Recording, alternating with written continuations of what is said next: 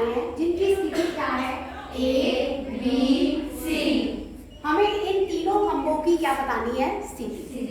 ध्यान से देखिए, जो ये ए खंभा है आपका, ये दूसरी लाइन में कौन सी पोजीशन पर है, 1 2 3 4 5। तो जो इसकी स्थिति है, ए खंभे की स्थिति क्या हो जाएगी, 2,5। इसका भुज तो 2 है और इसकी कोटि 5, इसलिए इसके निर्देशांक क्या हो गए, 2,5। समझ गए क्या हो गए, 2,5। क्लियर है सभी को? Yes ma'am. अब हम बी बिंदु के क्या निकालेंगे, निर्देशांक।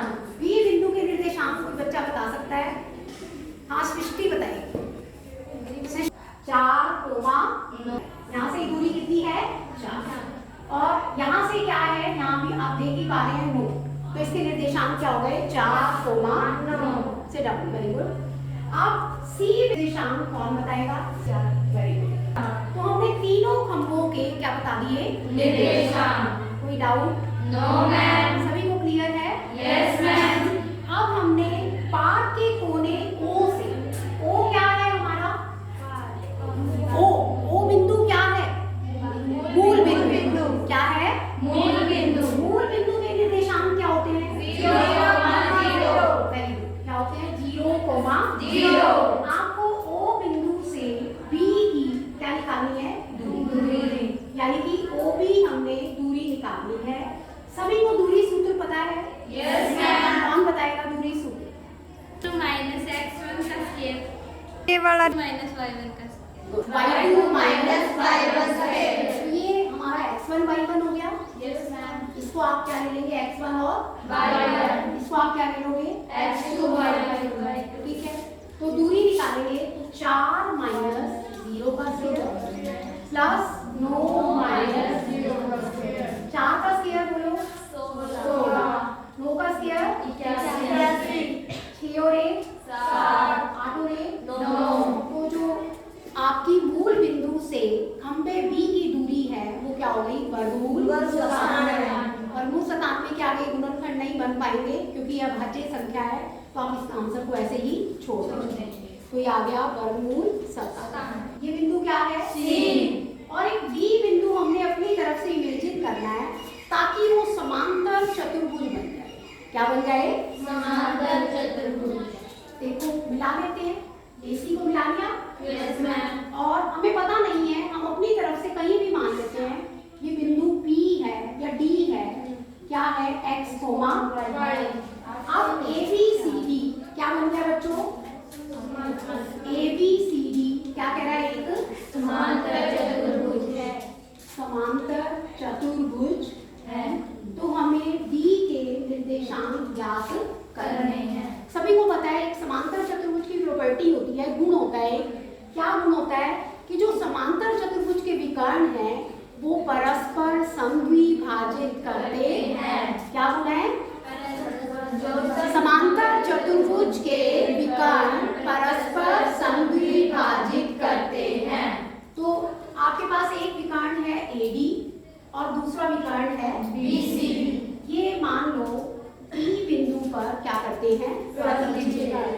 ठीक है, समझ रहे हो बात? Yes ma'am. अब अगर ये E बिंदु पर प्रतिच्छेद करते हैं तो हम एक मध्य बिंदु सूत्र, E यहाँ पर क्या हो गया, AD का मध्य बिंदु और BC का भी मध्य बिंदु। तो मध्य बिंदु सूत्र लगाएंगे हम यहाँ। क्या लगाएंगे, मध्य बिंदु सूत्र। पता है क्या होता है मध्य बिंदु, AD का लगाएंगे तो क्या बनेगा, यहाँ लिख लेना AD का भी मध्य बिंदु है। ठीक है। आप देखो बेटा, E जब AD का मध्य बिंदु है, यहाँ भी मध्य बिंदु सूत्र लगा सकते हैं आप। यस। तो ये आ जाएगा x + 2/2, कोमा लगा के y + 5/2। क्लियर? Yes ma'am. अब देखिए ये भी E के निर्देशांक है और ये भी E के। तो ये कंपेयर कर सकते हो आप, बराबर रख सकते हो। Yes ma'am. रखो x + 2/2 बराबर 11/2, 2 से 2 कट गया। x = 2 बराबर 11, x बराबर 11 -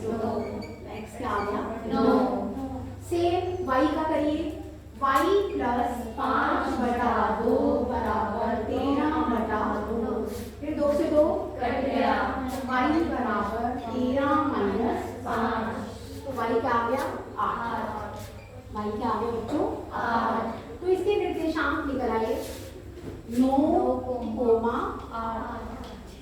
ठीक है, बोलो Yes, ma'am. यानी कि यहाँ आएगा 9वीं लाइन में 8वीं पोजीशन में यहाँ आएगा एक तरह से, समझ गए? Yes, ma'am. तो ये हमने डी बिंदु की क्या ज्ञात करी, स्थिति। समझ में आया ना? Yes, ma'am. ये आपके पास क्वेश्चन थे केस स्टडी का, ठीक है? याद करो ए और सी की बीच की दूरी, ये भी याद हो सकती है। Yes, ma'am. यानी कि AC दूरी ज्ञात करनी है हमें दूरी सूत्र से। दूरी सूत्र अभी हमने पढ़ाई था। Yes, ma'am. करो, क्या बन जाएगा 7 माइनस 2 का प्लस 4 माइनस 5 का स्क्वायर 7 माइनस 2 क्या है 5, 4 माइनस 5 क्या है -1, 5 का स्क्वायर 25 और -1 का स्क्वायर 1 तो ये आ गया वर्गमूल